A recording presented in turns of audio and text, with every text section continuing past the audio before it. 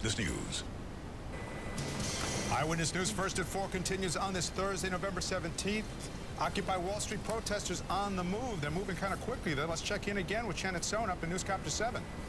Yeah, no, it looks like I'm sorry about that, David. It looks like the crowd may have thinned a little bit here, but that is because what you are looking at is a splinter group of Occupy Wall Streeters who have taken it across 16th Street and are now heading down 7th Avenue. Where you are looking at them right now is past 15th Street. Now, at points they are running, at points they are just walking calmly. But what we do want to do is we're just going to bring you back across 14th Street to catch up with the rest of this group, because what seems to have happened is that when they went to 14th Street and met up with those police barricades, the group that was at the back of the pack decided to give up on that route, and they took it north and then headed back across 7th Avenue. Now, the original group has now moved across West 14th Street, or rather East 14th Street, and they are back now at the south side of Union Square and making their way south down Broadway towards Foley Square. The crowds are very, very large, but police presence is large as well, and they are keeping everything calm. So far, we have not seen any real violence breaking out here. We had one incident where they tried to move some of the barricades, but for the most part,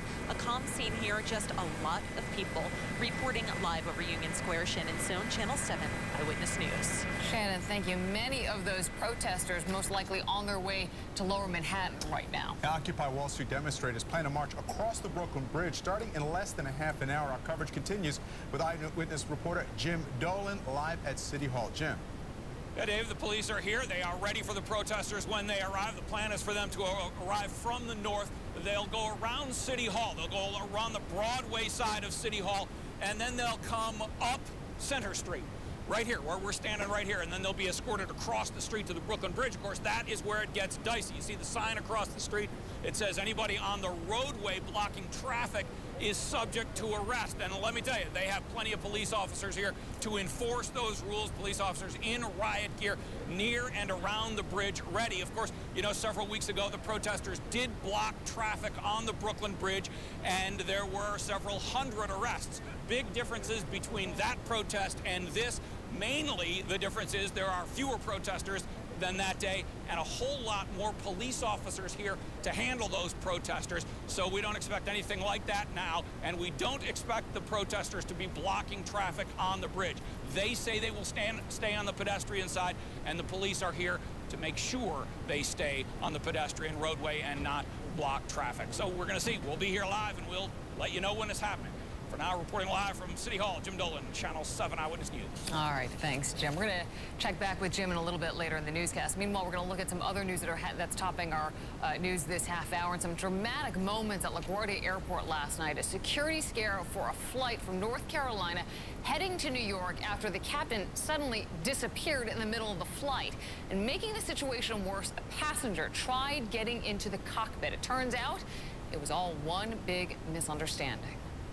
What was a seemingly routine flight from Asheville, North Carolina to LaGuardia Airport turned into anything but. Just as the plane was preparing to land, the co-pilot of Delta Flight 6132, operated by Chautauqua Airlines, realized the captain was nowhere to be found, and he radioed air traffic control. Yeah, 6132, we're at 180 knots, 10,000. Can we leave the frequency for a minute? We're going to try to contact dispatch. Just before that transmission, a man with a thick accent made contact with the cockpit to tell the co-pilot the captain wasn't going to make the landing. The co-pilot radioed.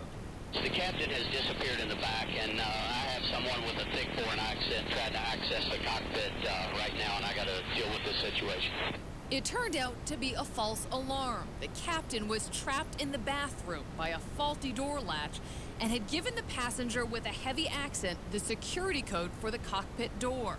But the co-pilot wasn't buying it. What I'm being told is he's stuck in the lab, and someone with a thick foreign accent is giving me a password to access the cockpit, and I'm not about to let him in. Controllers on the ground, not taking any chances, ordered an emergency landing. Hey, Chautauqua, you guys ought to declare an emergency and just get on the ground. 6132, thanks.